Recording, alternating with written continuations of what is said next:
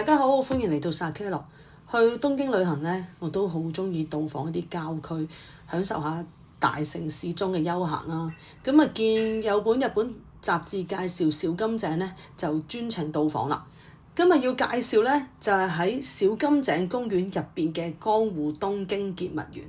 我呢，就之前冇做咩 research 嘅，其實我唔知有呢個地方，我都係喺小金井食 cafe 咁上去 Google search 下附近有咩地方去呢，佢就介紹咗呢個地方。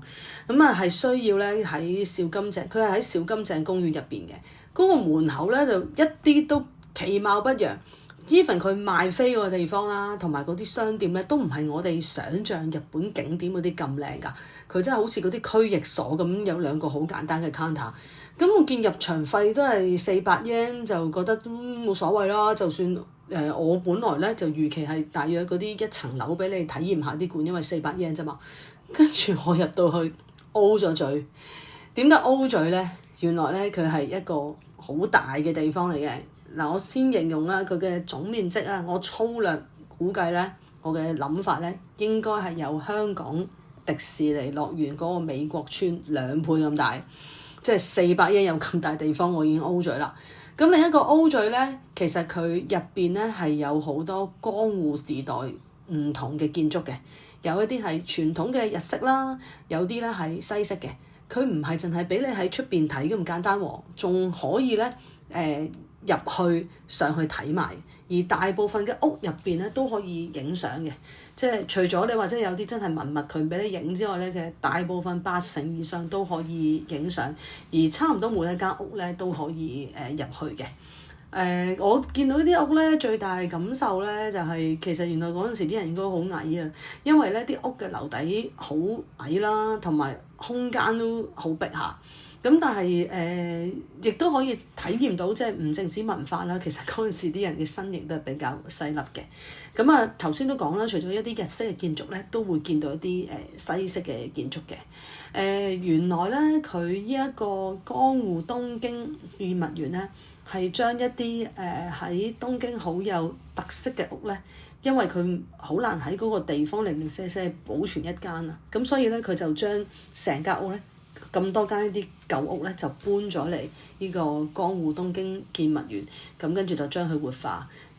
應該就有啲似赤柱美利樓啦，都係將美利樓就中環美利樓醒咗就搬咗去赤柱，其實都係異曲同工之妙。咁佢入邊其實整得好舒服嘅，譬如我有好印象咧，就係三省堂嗰個商店咧，佢真係神還原翻即係當年嗰個商店啦。咁因為我自己好鍾意文具，咁所以見到呢間鋪頭就好興奮。咁啊，除咗啲建物之外咧，佢入邊都有一啲cafe，大家可以坐喺度飲嘢啦。亦都有啲咧，即係配合翻嗰個即係舊區咧，佢會有一啲舊嘅巴士啦。咁我最印象深刻咧，就係有一架咧係舊嘅啲電車啊，佢哋成架都擺咗喺度嘅。咁啊，連嗰陣時嘅個總站係新橋啊，個站咧都擺喺度。咁啊，乘客啊或者觀眾啊遊客係可以上去架車度影相，非常之靚。咁啊，除咗 cafe 之外咧，都有一啲即係小型嘅攤位啊。咁我就幫襯咗一個咧秋田嘅單位。咁啊，嗰個攤位咧係由2個喺秋田嚟嘅男仔主理。咁啊，買咗啲即係秋田嘅甜品啦。咁啊，再喺汽水機撳飲品啦。咁都有啲台同凳，簡簡單單，大家可以坐喺度。咁我去嗰陣時就4月啦，啱啱就櫻花盛放。咁所以櫻花樹下食住秋田甜品，飲住即係汽水機買翻嚟飲品咧，我覺得都幾寫意嘅。我暫時去嘅時候咧，就唔見有太多外國遊客嘅。我聽到有2個人講廣東話啦，仲有3幾個係講國語嘅。有幾個係外國遊客咁咯。我都入咗去成2個鐘，都係見到10零個。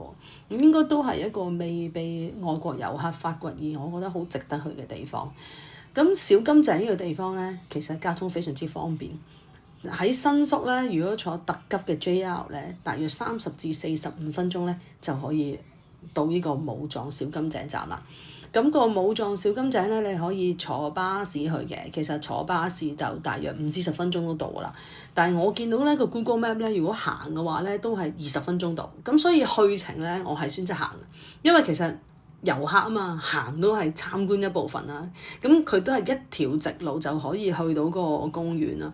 咁所以去嗰程我都係選擇坐巴士，係一個好舒服嘅位置嚟嘅。如果咧都有機會都係春天櫻花時候到訪咧，其實小金井公園個櫻園咧都係屬於一個賞櫻名所嚟嘅。咁啊都係一個大家可以考慮去下，即係唔使就係逼晒喺上野公園或者新宿御苑啦。即係呢個離東京大約30至45分鐘嘅車程嘅地方都好值得一遊嘅。咁啊今日就介紹到嚟呢度，咁啊多謝大家收聽，下次再見啦，拜拜。